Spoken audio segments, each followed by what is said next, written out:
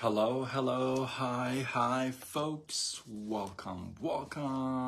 Happy Monday. In hopes that you squeezed more out of your day than the day squeezed out of you. I am Sean Azimi with SideGigSean.com, where I help you look, start, and grow your side business. Welcome. Good to see you. Hopefully you got off to a great start on a Monday, and let's crush this week. Let's tell those stories, collect them. If you didn't watch last night's live, I highly recommend you do, because based on the feedback, I think it was a really good live last night. So go check it out. The three secrets to your success in network marketing, and I think it's not what you think it would be. Jenny, how are you? Welcome. Good to see you. So, facts tell, stories sell. 100%. You just got to become a good storyteller. And I've always liked telling stories. In fact, I'm going to tell a story tonight. There we go. I don't remember what I titled this live, but doesn't matter, because I'm going to go into the subject. This is not a farmer story, although it's not a farmer story. So the story goes, a mechanic was removing, you're very good at telling stories. Last time wasn't me. Thank you. Last night, I thought it was one of the probably the better lives as far as training is concerned. I think it was really good based on the feedback. I mean, I'm still getting feedback today, so I definitely appreciate that. So today, how can you set yourself apart from your competition? What does it take? That one little thing that it takes, sometimes you put in the same amount of hours, and why is it that you get paid less, a lot less than somebody else? Why is that? What is that one little thing that makes all the difference in the world, if you would? The hidden factor the hidden factor that determines your success. That's awesome, Jenny. I could always count on you. So the hidden factor in your success. Check this out. A mechanic was removing a head cylinder. Man, this word is still a speed bump for me. Head cylinder from a motorcycle, and as he was doing that, he notices a pretty well-known cardiologist in the shop, if you would. So he says, "Hey doc, want to take a look at this engine?" The surgeon is kind of puzzled, but says, okay, he was waiting for his bike anyway, so he figured, let's see what this guy says. So he comes above the bike, and he's looking at the bike, at the engine, and the mechanic says, I shut her off, I take the head cylinder off, I open the heart, I replace all the valves, and I put it back together, and when I turn it back on, it's as good as new, and it runs again. How is it that I get paid, let's say $50,000 a year, and you get paid $500,000 a year?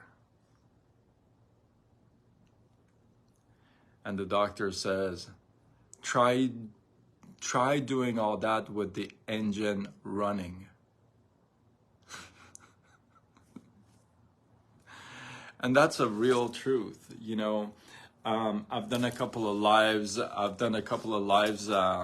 this, but you can compare your skills with other people all day long, but it's not even the skills, because you may be a great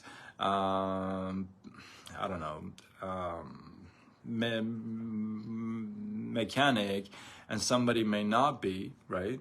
But you work maybe twice as much and you don't get paid as much, right? Why is that? I mean, you can say, well, I'm very skilled in my profession, right? And that guy is skilled in his profession. Well, yeah, the level of your skills makes a difference. There is a level to skills. You see, I can have skills up to here, but then somebody I can have up to here, which means they cover my skills and then some. So the level of your skills is what makes the big difference, right? Yeah, you're changing the engine, you're changing the valves, you're doing all that, but like the doc said, I tried doing it when it's running, right? Now that's a different type of skill. That's why they teach, right? That's why it's a different type of a skill. It's a different level of skill. I'll bring it down now. I'll be the first one to tell you this. I'm pretty sure this goes against everybody's rules. If you're a vet to my lives, you've heard this. If you're not a vet to my lives, well, you're gonna hear it now. You know, as you're joining me live, let me know you're here. I don't know who's here, who's not here, unless you comment. It would be really nice to know who's here. So, I know you've heard this, right? I know you've heard this. I know every leader preaches this. They probably will hate me for this, but that's okay, because I have backup, right? I have my own philosophy, right? Now, everybody says, and I've never heard anybody not say this, unless you know of somebody, you can drop it in the comments. Everybody says, do not compare yourself with others. Yes or yes? Yes or yes? Have you heard that before? Have you heard people say, don't compare your chapter 1 to chapter 29 of somebody else, or don't compare yourself here to there? Have you heard that? Anybody? Maybe drop a me. Yes, I've heard something like that. Love, hate, smiles, something, right? I know there's a delay in comments, but I know you've heard that, right? Oh, it just said to me in my coaching session. That was said, okay. Oh boy, you're in for a good treat. Yeah. I'm actually completely against that. I actually think you should compare yourself. Why? Who else would you compare yourself to? You gotta compare yourself to something. I don't believe in that, and I'll give it to you brief because this is a whole live, and there is. See, people say don't compare yourself because they say, well, you're gonna get discouraged, you're gonna get butthurt, you're gonna be like, oh, cry baby, you know, I can't do it. Well, if you're a kid, all right. Well, if they've told you that Santa Claus exists and you still believe in that, good for you. But man up, you know, woman up, rhino baby. I tell you what, here's the thing. I'll give you two things. You gotta compare only with these two situations. If you are comparing and you're not having one of these two, then you're not doing it justice. You're not doing a correct comparison, okay? And I'll go to battle with any leader on this one as well. This is one of my firm things. See, people compare, and then they shut down. They get discouraged, right? And then there's other people that compare and they're like, I could do that, right? So you can compare yourself to hurt yourself, right? And say, well, I'm not them. They got this, or they got that, or they have that. Okay? Or you can compare and learn from them and see what steps they've taken, right? So you can compare to compete, or you can compare to quit, right? So it's one of those things. And if you guys want, I'll do a complete live on this. But I feel like if you're going to compare yourself and say, well, sit there and cry and be a crybaby and say, well, they had this and I don't have that. Well, I can't do it. Well, then you're not comparing. It doesn't even make any sense. What the heck does that mean? Like, okay, they don't have that, so you have something else, and they don't, right? But if you're comparing yourself, like myself, if I walked into any company, any corporate that I've ever worked with, and those of you who worked with me know this, I've walked in and I've seen who is the number one sales agent there, and I see what they do, and I compare myself, and I compete. Healthy. I compete. Why? Because I want to get there. Why wouldn't I compare myself? I compare myself to compete. And I compare myself to get better. I compare myself to say, okay, well, that person did these steps to get there. I got to do those steps to get there. I'm chapter 1, they're chapter 9. I got to read 28 chapters. If you think, well, I'm chapter 1, they're chapter 29, and I'm not there, well, you're being really silly. I mean, this stuff is like, I wish you guys would go to www.commonsense.com and get your username, password. Oh, thank you, Jenny, for the stars. I'll do a whole topic on this, but if you don't, then you're gonna be stagnant.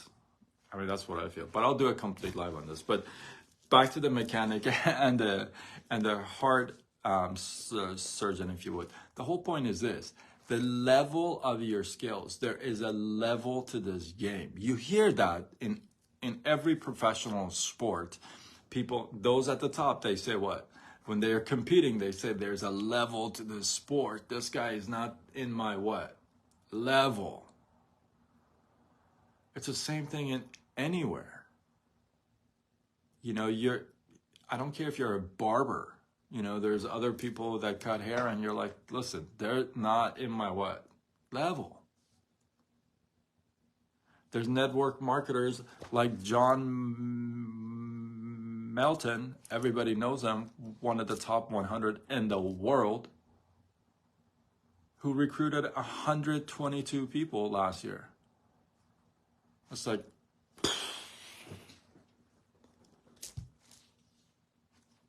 there's people like, oh my goodness, who wrote the Building an Empire with, what is his name? I love this guy too. After 25 years in the business, he is still the number one recruiter in his company.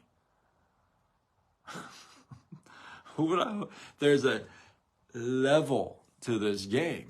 Those guys are at a next level. You and I are still trying to get our first person in.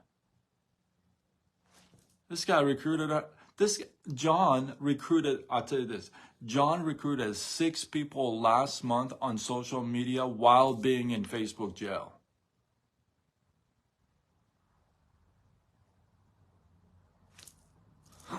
There is levels to this game, right? And you and I send a text message, or you and I send a chat, and we wait 60 years for them to respond back, right? There's levels to this game, and there's levels in every game. So if you're gonna compare and cry, or you're gonna compare and compete, and that's the ticket. So that's hopefully you guys got some love out of that. I did not want to go into the comparison thing, but because that's a whole topic. But I'll do a whole topic on this if you guys want to. Jenny says, I love this.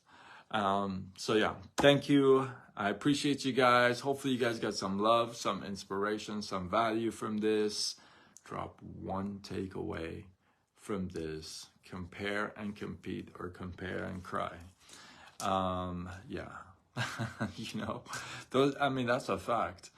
And I've never heard anybody else talk about that before. So if you heard it, you probably heard it here first. But drop one takeaway from this. I love that, compare and compete.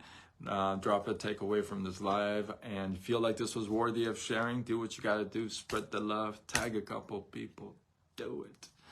And with that, I am Sean Azimi with SideGigSean.com, where I help you look, start, and grow your side business. Signing off until tomorrow, when we do it all over again.